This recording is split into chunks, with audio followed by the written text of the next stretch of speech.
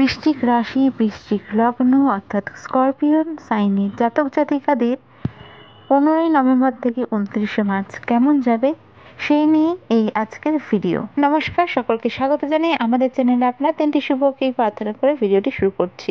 গত 15 নভেম্বর 2024 মার্গী হয়েছেন শনি মহারাজ রাহুর নক্ষত্র শতভিষা নক্ষত্রে এবং আগামী 27 ডিসেম্বর তিনি রাহুর নক্ষত্র ছেড়ে যাবেন বৃহস্পতির নক্ষত্র পূর্ব ভাদ্রপদ নক্ষত্রতে। তবে আজকের এই ভিডিওটি আপনাদের জন্য অত্যাধিক গুরুত্বপূর্ণ হতে চলেছে, কারণ আপনাদের এই সময় শনির ঠাইয়া চলছে এবং আগামী 29 মার্চ শনির যখন মার্গী হওয়া ছেড়ে দেবেন তখনই আপনাদের ঢাইয়াও সাথে সাথে ছেড়ে যাবে। শনি বর্তমানে আপনাদের শুভভাবের অধিপতি নিজ ঘরে গোচর করছেন, তাই সহস নামে এক মহা পঞ্চপুরুষ যোগের সৃষ্টি হচ্ছে। এর সাথে সাথে বৃহস্পতি বক্রী হয়ে আপনাদের কেন্দ্রীয় স্থানে রয়েছে। বৃশ্চিক রাশি হলো কালপুরুষ রাশিমণ্ডলের 8তম রাশি, আর এই রাশির অধিপতি হলো মঙ্গল। এই যে প্রেডিকশনটি অর্থাৎ ভবিষ্যৎবাণীটি আমি করছি, এটি সমগ্র বিশ্বের সব বৃশ্চিক রাশির জাতক জাতিকারা রয়েছে তাদের জন্য একই। তবে নিজের জন্মকুণ্ডলী বা জন্মচার্টের নানান প্ল্যানেটারি পজিশনের ওপর কিছুটা নির্ভর করে কতটা আপনার সাথে মিলছে বা না। অনেক নক্ষত্র বা অনেক প্ল্যানেট পজিশন বা এটা নিচস্থ থাকে, কোথাও উচ্চস্থ থাকে, তার ক্ষেত্রে ভালো খারাপ ফল এর সাথে সাথে দেবেই, সেগুলি ব্যতিক্রম। আপনারা চাইলে কোথাও থেকে বা কমেন্ট করে জানাবেন, আমাদের থেকেও আপনারা চাইলে নিজের জন্মচার্ট জেনে নিতে পারেন। তো চলুন ভিডিওটি শুরু করা যাক। বৃশ্চিক রাশির জাতক জাতিকারা হয়তো অনেকে জানেন, আবার অনেকেও জানেন না যে আপনাদের রাশির অধিপতি মঙ্গল কিন্তু নভেম্বর মাস এবং ডিসেম্বর মাসেরও অনেকটা সময় নিচস্থ থাকছে। আমরা সকলেই জানি যে শনি যে গৃহে গোচর করেন অবশ্যই সেই গৃহকে উন্নত করেন, তবে তার 3টা দৃষ্টি যে ঘরে পড়ে সেগুলোকে কিন্তু তিনি দুর্বল করে দেন এবং শনির 3য়, 7ম এবং 10ম দৃষ্টি আপনাদের কোথায় কোথায় পড়েছে সেই বিষয়ে চলুন জানা যাক। বর্তমানে শনি রাহুর নক্ষত্রে এবং রাহু শনির নক্ষত্রে কিন্তু গোচর করছেন। যেহেতু শনি মহারাজ রাহুর নক্ষত্র এবং রাহু শনির নক্ষত্রে রয়েছে, তাই তাদের মধ্যে একটি যোগ থাকছে।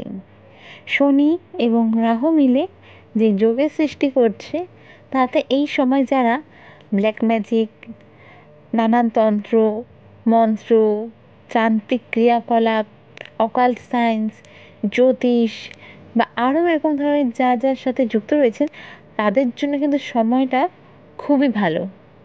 আর এর ফলে শুধু আমাদের এই তন্ত্র মন্ত্র, জাদু, ক্রিয়াকলাপ এইসবের নয়, আমাদের সমাজে ধরুন যারা খারাপ জিনিসের সাথেও অনেক সময় যুক্ত থাকেন তাদেরও এ সময় বেশ ভালো সময় যাচ্ছে।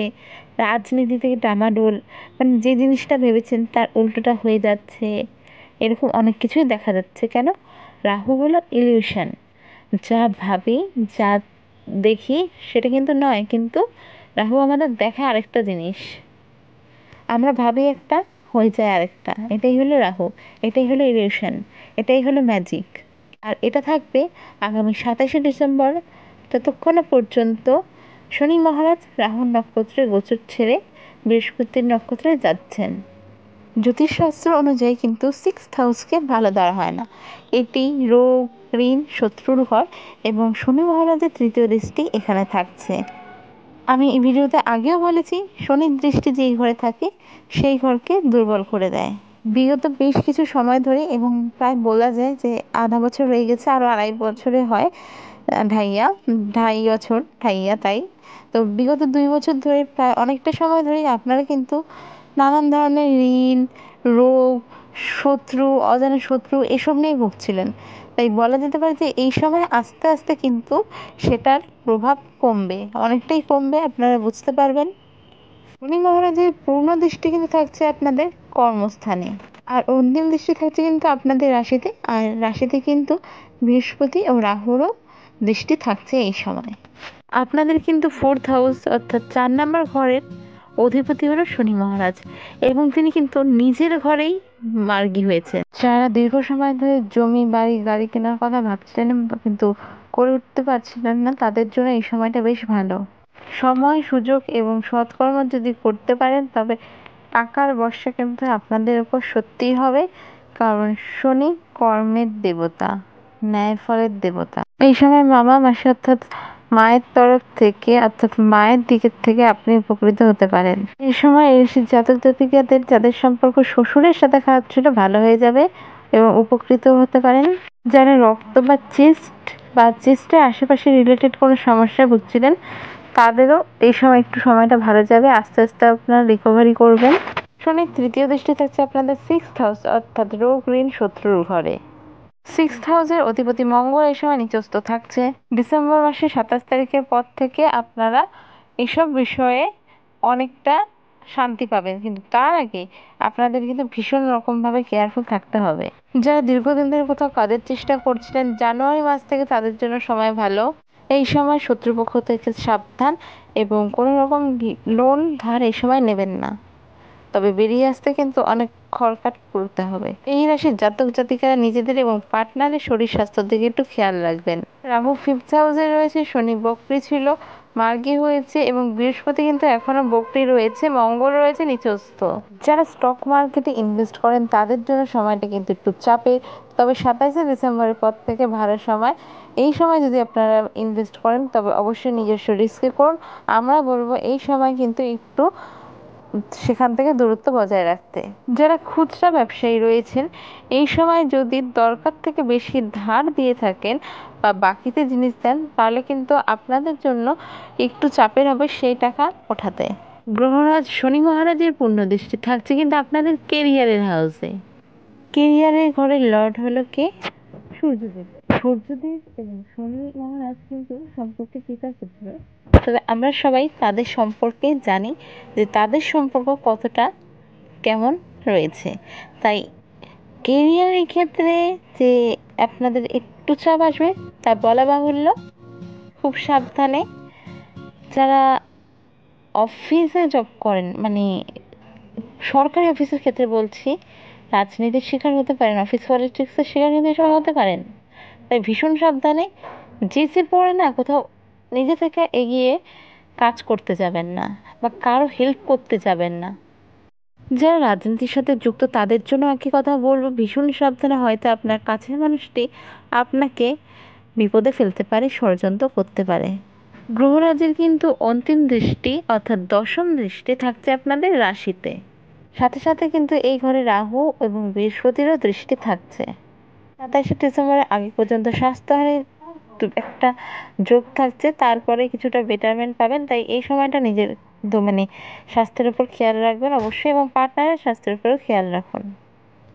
অত্যাধিক উদারতার কারণে কিন্তু আপনার ভোগান্তি হতে পারে, তাই চেষ্টা করবেন আপনার অত্যাধিক উদারতা মানে উদারতা যেটা আপনার আছে সেটা যাতে কেউ কোনো রকমভাবে মিসইউজ না করতে পারে। তীর্থস্থান বা ধর্মীয় স্থান যদি চান এই সময় আপনি ঘুরে আসতে পারেন এবং যতদূর সম্ভব অকারণে বাড়ির বাইরে সময় নষ্ট না করে বাড়িতে থেকে কিছু শেখার চেষ্টা করুন, পরিবারকে সময় দিন। যাদের যে কোনো মাসের 8 তারিখ, 17 তারিখ বা 26 তারিখে জন্ম অর্থাৎ মূলাঙ্ক 8 যাদের, তারা কিছুটা বেটার এ সময় থাকবেন। এই বছর 8 অর্থাৎ শনির বছর, এবং যাদের মূলাঙ্ক 8 তাদের জন্য এই শেষ সময়টুকু বেশ ভালো এবং তারা 25শে মার্চ পর্যন্ত কিছুটা বেটারমেন্ট পাবেন। শনি মহারাজ যেতে যেতে এবং আপনাদের ঢাইয়া শেষ হতে হতে কিন্তু আপনারা কিছুটা আর্থিক সুখ এ সময় লাভ করবেন। কোনো কিছু করার সাহস আপনাদের এই সময় ধরুন ছিল না, সেই কাজটি করার সাহস এ সময় পাবেন। ভাই বোনদের সাথে সম্পর্ক ভালো যদি থাকে তাহলে তাদের থেকেও উপকৃত হতে পারবেন। অনলাইন যাদের বিজনেসের মেইন একটা ব্যাপার, তো তাদের জন্য সময়টা ভালো, বা বিজনেস যারা করেন তাদের জন্য সময়টা ভালো। শুধু মাথায় রাখবেন যে রিটেল বিজনেস যারা করেন তারা কিন্তু ক্রেতাদের সহজেই বাকি দেবেন না বেশি পরিমাণ, কারণ তার জন্য আপনাদের কিন্তু একটু ভোগান্তি হতে পারে। এই সময় পিতা বা পিতৃতুল্য ব্যক্তিত্বের সাথে অযথা কারণে কিন্তু তর্কে যাবেন না। যারা স্টুডেন্ট রয়েছেন আন্ডার গ্র্যাজুয়েশন অর্থাৎ স্কুল, তাদের জন্য কিন্তু একটু চাপের, কারণ আপনাদের এই সময় মন এদিক ওদিক হয়ে যেতে পারে। তাই এই সময় পড়াশোনার ক্ষেত্রে কিন্তু আরও বেশি মনোযোগী আপনাদের হয়ে উঠতে হবে। বাইরের মশলাদার খাবার বা ভাজা জাতীয় খাবার থেকে বিরত থাকুন। এ থেকে কিন্তু গ্যাস্ট্রিক, অম্বল, বুক জ্বালা জ্বালা, বদহজম, বমি বমি এসব থেকে কিন্তু রেহাই পাবেন না। যারা মোটামুটি 40 আপ, তাদের যদি কোনো রকম শারীরিক নতুন সমস্যা দেখা দেয়, তাহলে অবশ্যই অবহেলা না করে নিজে থেকে দোকানে গিয়ে মেডিসিন না নিয়ে একটু ডক্টরের সাথে কনসাল্ট করার চেষ্টা করুন। যদি আপনার মনে হয় এই সময় একটু চাপে রয়েছেন, তবে কোথাও free check up, free health camp বা হসপিটালে গিয়েও দেখিয়ে নিন। কিন্তু নিজে থেকে কিন্তু এই সময় কোনো মেডিসিন নিজেকে দেবেন না। এবার চলে যাওয়া যাক প্রতিকার স্বরূপ আলোচনায়। সবার প্রথমে বলবো, আমরা অনেক সময় নানান ধরনের অ্যাস্ট্রোলজিক্যাল থিংস দেখে থাকি, যেগুলি কিন্তু আমরা ইউজ করতে হয় কীভাবে জানি না। সেসব জিনিস কেনা থেকে এই সময় স্ট্রিক্টলি দূরে থাকুন। আর প্রতিকার স্বরূপ বলবো, যেটার জন্য আপনার সেরকম কোনো খরচা নেই বা বলতে গেলে খরচা নেই, সেটা হলো প্রত্যেক শনিবার নিরামিষ খাওয়ার চেষ্টা করুন। বাইরে খাবেন না বা হালকা খাবার খাওয়ার চেষ্টা করুন। তেল মশলা জাতীয় যুক্ত খাবার খাবেন না। শনিবার দিন সর্ষের তেল অ্যাভয়েড করুন, বেগুন অ্যাভয়েড করুন, পোড়ানো জিনিস অ্যাভয়েড করুন। শনিবার করে সূর্যাস্তের পর শনি মন্দির দর্শন করুন। ছায়া দান করুন মাসের যে কোনো একটি শনিবারে। চাইলে আপনি কালো তিল দান করতে পারেন যে কোনো শনি মন্দিরে।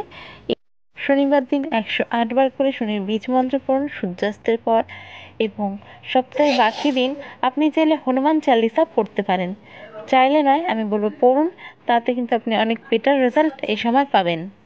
যাদের সময়টা একটু বেশি খারাপ যাচ্ছে, তারা হনুমান চালিসা এবং শনি চালিসাও পড়তে পারেন।